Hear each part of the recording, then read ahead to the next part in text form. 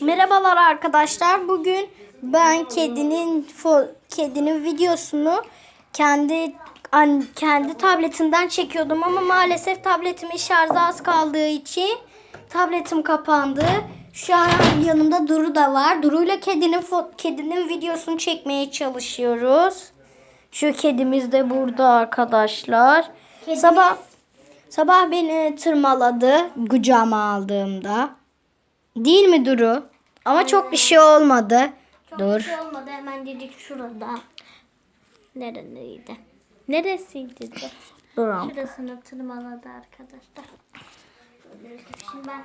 Evet arkadaşlar, burada kedimiz var. Burada da Utkumuz var. Utkumuz çok yaramaz. Yalnız şu anda kedi oyun oynuyor. Yapma. Ben böyle gelsin diye yaptım.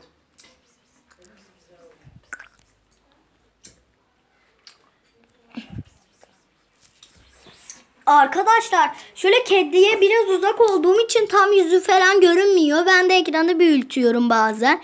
Bazen de küçültüyorum bizimkileri göstermek için. Şöyle mesela şimdi Utku'nun kafası dev gibi görünüyor. Çünkü ben büyükteyim. Ben de şu an... Yuttum bir de. Neyi? Şekeri. Al tartının üstüne bindim. Kendimi tartıyor şu an.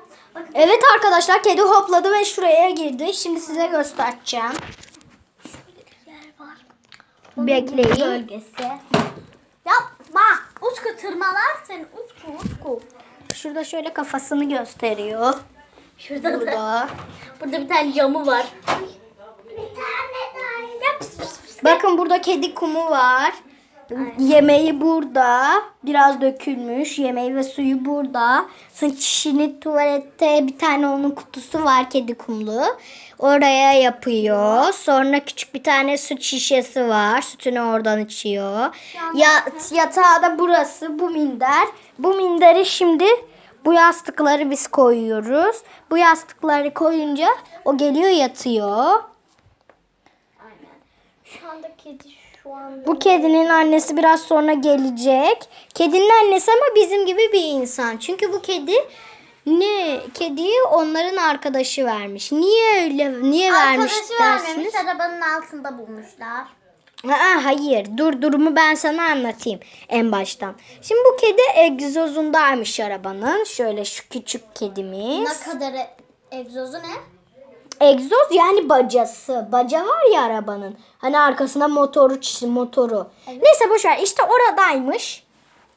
Sonra bu kediyi ablanın arkadaşı bulmuş. Arkadaşının arkadaşı bulmuş. Sonra arkadaşının arkadaşı da bakamayınca onlara vermiş. Bu kedinin adı da bu arada Tarçın Ponçik. Ben ona Ponçik diyorum ama annesi ve annesinin ablası Tarçın diyorlar. Ben de Tarçın Ponçik diyorum onun için. Ben de şu anda Tarçın diyorum. Yeni olduğum için adını çok fazla bilmiyorum. Duru da yeni burada. Aslında çocuklar ismi Tarçın ama ben o çok tatlı olduğu için ona Tarçın Ponçik diyorum. Ama dikkatli olun, yemek yerken bazen sizi ısırabiliyor şurada kendileri. Şurada hemen dedik, ben gösterebiliyorum. Kendisini şu anda geldi, ilerliyor. Bakın yemeği. Suyunu içiyor. Aynen. Git diyor. Utku kapıyı kapat, dışarı çıkacak. Şöyle büyütelim. Dışarı doğru gidiyor arkadaşlar. Hep dışarıya. Geliyor buraya. Aynen. Çok korkuyor. Sonra sandalyenin altına girdi. Şu anda arkadaşlar, Kuyruğuna dokunduğumuzda biraz sinirleniyor. Onun için biz onun genellikle kuyruğuna dokunmuyoruz şu anda arkadaşlar. tüyleri diken diken oluyor. Ay. Oh.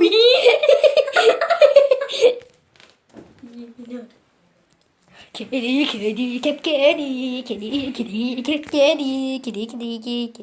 Aynı Kedi, hayvan kedi, gibi kedi. koşuyor. Zaten o bir hayvan.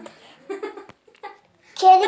Bazen böyle ayakta durabiliyor arkadaşlar. Bir dakika kamerayı.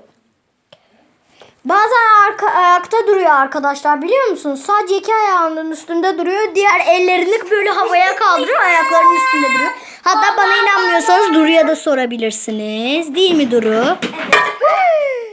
Utku ne yaptın? Bir şey yapmadım. Kedi korktu ama senin yüzünden. Yapma. Arkadaşlar şu anda Utku ittiği için kedi Daha doğrusu sehpayı. Kedi çok korktu ve buradan çıkacak gibi görünmüyor. Aynen. Şu anda kedimiz çok korktu, saklanıyor. Utku yapma.